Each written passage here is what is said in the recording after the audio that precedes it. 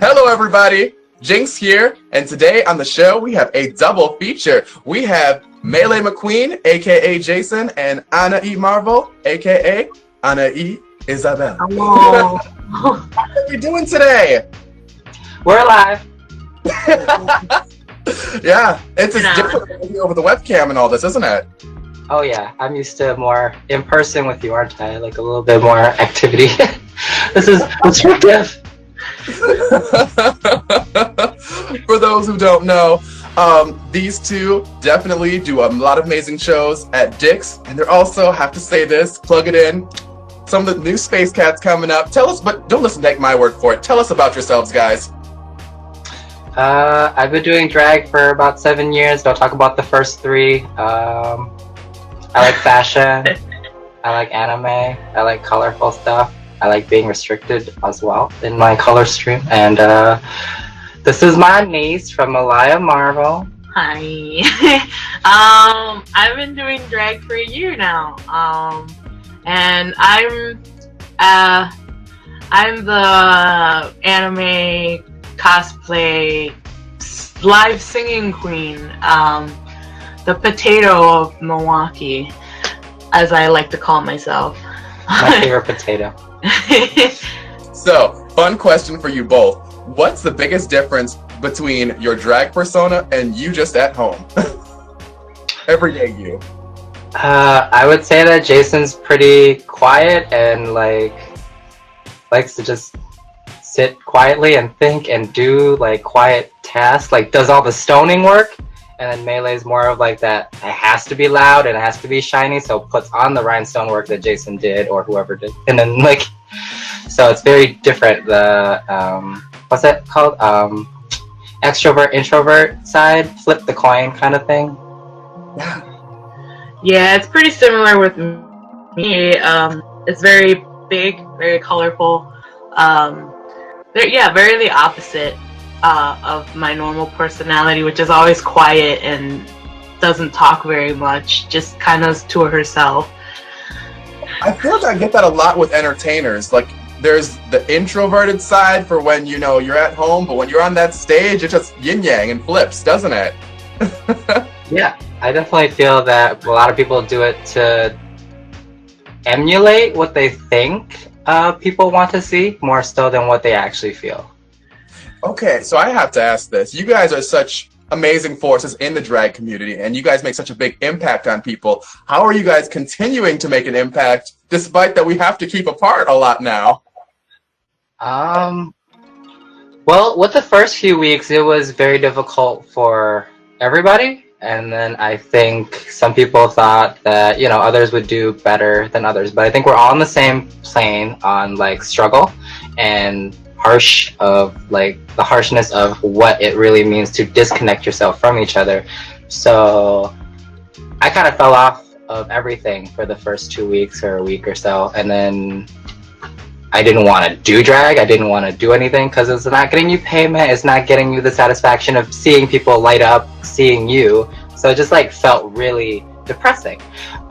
So I started doing content after I came back and recovered mentally from all the disconnecting. I was like, well, the best thing I can do as somebody that other people look to sometimes for enlightenment is just be as positive as I can be and try to force people to hey, you're sitting at home and you spent your whole time trying to say that if you if you had all the time in the world, you would do certain things. So do that. And then I created more content based on Jason to try to bridge that rift, that disconnect from people knowing Melee and knowing Jason's. People call me Jay all the time because I changed my old profile to just be JL, which are my initials, but it looks like a name because they wouldn't let me do just letters. So it's just okay, I have to correct everybody and be my name's not really Jay. That was just so that people can't find me. So my name's Jason. And just ask people on a daily basis how your day is going, randomly seek out to people who always like my content that I didn't get to talk to before. Just actually sit down and hey, I'm really appreciative that you are still liking my stuff on Instagram. How are you doing? And then just randomly hit people up and try to make them actually converse. Yeah. On that note, I have to build off that point a little bit. I know, Melee, you talked about finding satisfaction in this. Both of you guys do. And I think as influencers, what brings you both the most amount of satisfaction and fulfillment when doing this? No matter if you're 6 feet away, behind a computer screen, or on stage, what is it that really fulfills you guys in this? I do it for the compliments. No, well, I do it because, like, I really do like seeing people react to me more so than anything. Because, like, as Jason, I can flow through the bar and nobody notice. Like, nobody look up because I just, like, I gotta get through, gotta get out. But as Melee, like, people stop and move out of the way. So it's, like, a different feeling. So when I post online and it's drag stuff, it tends to get more interaction. But when I post, like, Jason stuff, it's more of, like, always like a thirst trap, which also gets its own set of interaction, but it's a different crowd. So it's like interesting to now be every other day, like I post drag, and every other day I post like Jason stuff. So it's like mixing and having different reactions. Good duality. For me, I guess I found my reason just recently. This is gonna get a little personal, but just in I think it was mid-February, I've lost my aunt to cancer. And her saying was like, always live life to the fullest with a smile. And that's kind of what I've always wanted to embody, because when I go to shows and I smile, I enjoy the performance, and that's what I want to give to other people is I want them to smile. Even if it's just a few people, that is big time to me. I have to say on that note, as like an outside observer, for both of you, I that translates. A lot of this does translate. I think for Anaii, you know, when you sing, you knocked me on my ass. I was like, what? And it really shows through. And maybe with you too, I think there's such a high fashion that it just, your head turns. No matter who you are, your head turns. And it's there's a level of care that comes with both of your talents, and I think that you can't just, anybody can just do. Let me put it that way. And that's important because I think in a day and age, it could be competitive where everyone feels like they can do it. Everybody feels they can sing. Everybody feels they can design good clothes. Everyone feels they can perform. And everyone's got their own unique flair, but you know, there's just some stuff that's just unique to your guys' DNA. And I think that's just, it really does come through. From what you guys can tell us, how are the bars and the venues and everyone in the gay community holding up right now? I know this has to be a lot on everyone.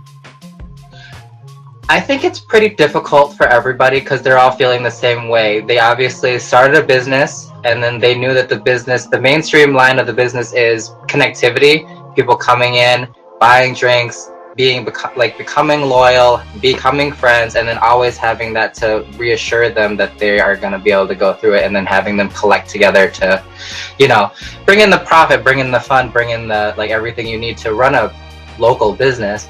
And then they're really just being cut off. I've seen plenty of GoFundMes. I've seen plenty of like projects to try to raise money.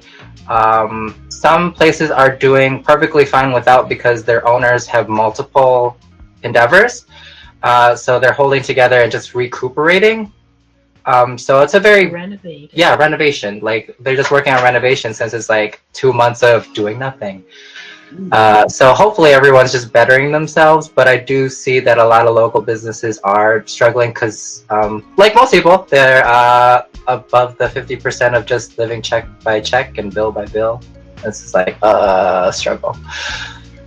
That's absolutely true, and I think that's just real and important to bring up because, you know, behind the glitz and glam and, you know, the fun, larger-than-life bar scene, you know, a lot of real stuff is going on right now, and some people, while this is a very short-term situation, it's possible that it may have long-term ramifications.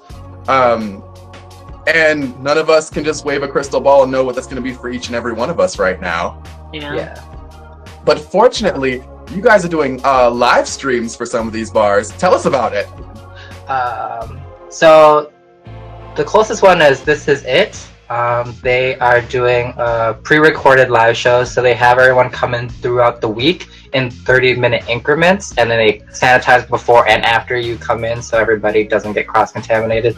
And then literally the managers, George, Michael, and Chad, are just recording, editing, lighting it, making sure the music is and everything, and then just like, and then Ricky hosts it the actual night of on Fridays, and then they like attach the clips that they pre-recorded, so it feels like we are in the space, but we're not all there, and so it's just like easier to distribute on that one night. So you get that Friday night vibe. You can drink and watch on TV, on your TV, on Twitch, on YouTube, on Facebook, all of them.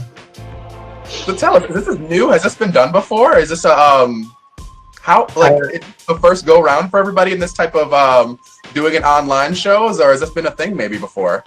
Yeah, and it was a first for me because I have never done something like that. So it was like performing to an invisible audience. Well, another thing is too with the audience, it's such an energy you get back that I feel is synergizes to any performance. Hey, that's a little different too. Being able to feed off of people. I'm the kind of person that like when I take your dollar bill, I give you that extra second of like, you got my attention. Is there more? Yeah. Before we go any further, plug in your guys' social media for us so we can actually see you if we don't have you. Oh yeah. You can find me on every social media at MELEEMCQUEEN, Melee McQueen, all the way across. No spaces, nothing. You can find me on Facebook at Anaii Marvel, so ANAII Marvel, like the movie comic book franchise. And then on Instagram, you can find me at Anaii Arts. So it's ANAII.ARTS. Perfect.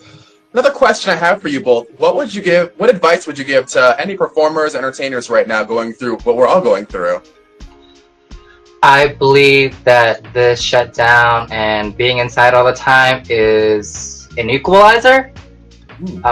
You definitely can pull off a lot of things that you weren't allowed to do before, and all you really have to do is post now. You don't even have to show up, right? You have to just post and then prove that you're good at what you say you're doing. If you said that you're really passionate about drag, well then your makeup should be improving. If you're really passionate about dancing, then you should be posting some dance videos to make people believe the same in you that you believe of yourself. It's not really about any of the things or the connections from before because we are limited back down to our basics. Any advice? I think for me, it's kind of like she said, I'm kind of on an equal playing field now because before the shutdown, it was always kind of, because I have a drag family, people think that I automatically get that privilege, like but it now it's just kind of like now I have to work on my own.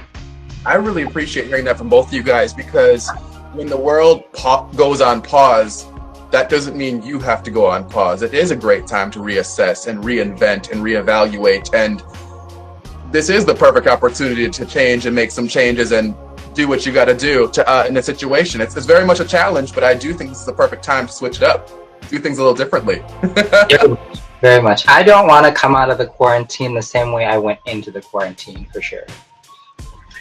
This is a time to like clear your mind, communicate with the people that you do love, because y'all stuck at home. Text your friends, get that connectivity that you need from the people and reassurance from the people that you know are truly close to you, and then figure out at the end of this who's actually there for you and then what you're actually capable of. The playing field is literally even.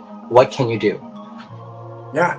Another thing that's been a challenge too, Anaii, have any of you guys felt that like before the corona hit, it was so busy, and then now it's like a different kind of stillness you have to kind of get used to, but at the same time still do stuff?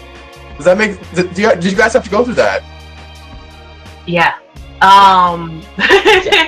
It's for me, like I have to constantly be doing something, or else like I feel like I'm going crazy.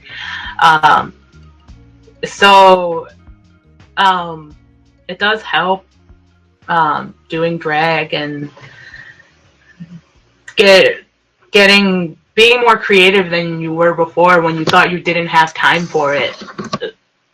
It now pushes you to do it. Like, you have no excuse not to be creative, not to do things. I mean, but yeah, now is the time to be creative and use your resources in your home to help elevate your careers and show people you still have it.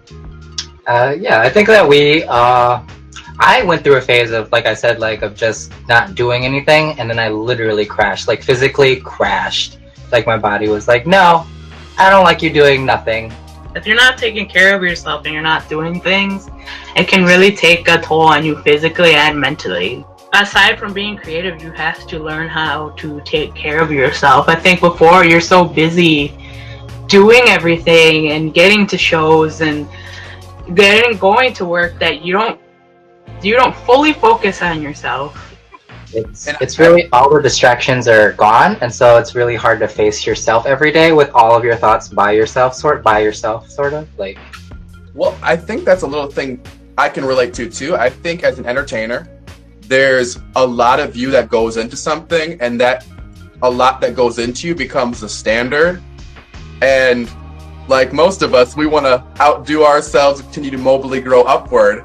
And when you put that much in, that becomes your, I don't want to say foundation, but it's the normal. Putting a lot of yourself into stuff is the normal. And I'm not sure that many people that watch really fully understand how much of you goes into the normal, your standard. And outdoing that and continuously making sure you rise above and beyond that requires a lot of you. And it can be such a reality shock in times right now, especially. And that's the other side to the entertainment world, and especially I imagine the drag scene as well. On top of that, must be another layer onto this completely. So that consistently thinking of how to outdo yourself and consistently thinking of how others perceive you getting cut off, it's just like, how do I perceive myself? And that might be more difficult than that easy check off of, oh, I'm wearing a new wig, that easy check off of, I'm doing a new song. It's just like, no, but what did this shit mean to you? And then you're like, yeah. Because I'm a female drag performer, and also I'm presenting something different that no one's seen. It's always that, like she said, you're always thinking, if you don't get booked for something, you're always automatically thinking the worst. And because I have a drag parent, that automatically comes with privileges, that automatically comes with bookings. When most of the time that's not the case. You still have to work just as hard, because you could still ask your drag parent, but they have every right to say no. Yeah. Because they have to make sure you can bring what you have. They want to make sure that you work for their show. For somebody that has a few drag children, I hear it all the time. It's like, Melee's favoring me, or like, Melee's favoring that drag child, and I'm like, not really, because they're being my drag child in the way that I think. I actually punish them and torture them until they're of some certain level. And then you have to realize that everybody comes into drag at a different level. Not everyone was trained to dance. Not everybody was a makeup artist. Not everyone did that. So everybody enters differently. And just because one friend sees something in another friend does not take away what you're capable of. But when you open your mouth and disrespect relationships, you then alienate yourself from that relationship. And for every drag child out there being told that they have privilege, there's a handful of people saying that they didn't deserve it. So is that really privilege? Anaii, I have a question for you. So you're a female drag star, and how is that? Because I know there's a lot of people where that's fairly a new concept to them. Like, what comes along with that we don't all get to see? You don't get looked at very much. But let's just say Melee was a new performer, and we both walked in and we were like, hey, we both want a spot. They would more likely choose Melee because they present as the drag queen we're used to seeing, where like they'd be kind of hesitant on me because I don't look and I'm a female. It's hard. You fight just as hard to if not harder. If not harder to get those spots. And I think it's funny because her talent is actually equivalent to real world talent. Like singing is real. Me dressing up in alternative clothing is not necessarily always TV worthy. I think that's always been kind of weird. It's just kind of like she can really do something. Like she could leave the gay bar and be fine and sing at a place that requires that. But just like not everybody wants to like tee-hee. And two, it like even if it's not singing, if you're just doing lip syncing, like a lot of us still have to fight extra hard for those spots, and because I know it's not just the AFAB queens, it's also the drag kings too. Yeah. They have to fight just as hard to get those spots, and sometimes they're overlooked. Sometimes they don't get that that love they deserve. And sometimes you're always constantly bringing out like the big numbers because like you want to make that impact in people. Well, it sounds from, as an outside observer, it sounds that it comes off a little bit like a hierarchy, maybe because the main expectation for many people is that when you hear drag, you think of a man, someone who's born a male, doing a female impersonation, and, you know, females doing a hyper over-the-top female presentation or a woman doing a male presentation doesn't come to mind as much for some people. And which is crazy for me because like back in the day it was a lot of women dressing up as men really? Doing drag, but like I want to say maybe they've always been present. It's just never, the credit is never given. Yeah. And then I don't want to discredit anybody that has done any sort of form of drag, but it's just like drag king knowledge is only starting to really spark now with Dragula, with Land Insider, and them showing everybody that the effect and the amount of work should be equal to a drag queen in order to step up to their. Oh. And other guests on the show have talked about how it's evolved so much, and there are certain things you couldn't do back in the day that are much a part of the fabric and DNA that is now. Like, for example, you guys are cosplay queens. On top of that, that's definitely still a relatively new concept in the drag world, right? Definitely. I think that everybody has their own personal, like, little add-ons to their own drag, and that we, like, especially her, she loves anime, and, you know. It's stepping out of those categories that you would fit into doing drag. Like you're not quite the pageant queen, you're not quite a comedy queen, you're not quite a dancing queen. Some people float in the middle, like, and people are realizing that and working with their skills that they already have and showing them like, hey, this is a different type of drag. I think at the end of it all, like most drag performers are seeking some sort of satisfaction, social satisfaction, and then to show parts of your true self through your drag, like your interest in Harry Potter, your interest in anime, and like proving that and going out and doing that brings in the crowd that you're meant to actually know and actually like start a connection with, because you know the random drunks that came in just because they might stop because, oh my god, I actually watched that show, or like people will come out specifically because the advertisements are specifically for Steven Universe or Harry Potter or things like that. I've done like specific numbers, like I do have a Steven Universe number, and I do have a number where I just sing like certain anime openings, and I can't tell you how many times people have come up to me and been like, "Oh my god, I remember this from my childhood." They might be drunk, but that still resonates with them. They still see that, and they appreciate it. I have to say, wrap this up. Both of you, like, look at me. As two entertainers of color, thank you so much for what you guys are doing. Please don't stop. Okay? Seriously, don't ever stop. You guys do make a difference. You both matter. You both have an influence on people, and a positive one. And I want you guys to really continue to do that. Thank you so much. You too, bitch. Yeah. Come on, weird space cats, coming through with your fashions, coming through with those booty cheeks, showing off. On that note, I'm gonna sign us out. All right. This is me, Jinx. We're signing out. Thank you for liking, subscribing, and share this video if you care. And have a safe time at home. Bye-bye. Bye.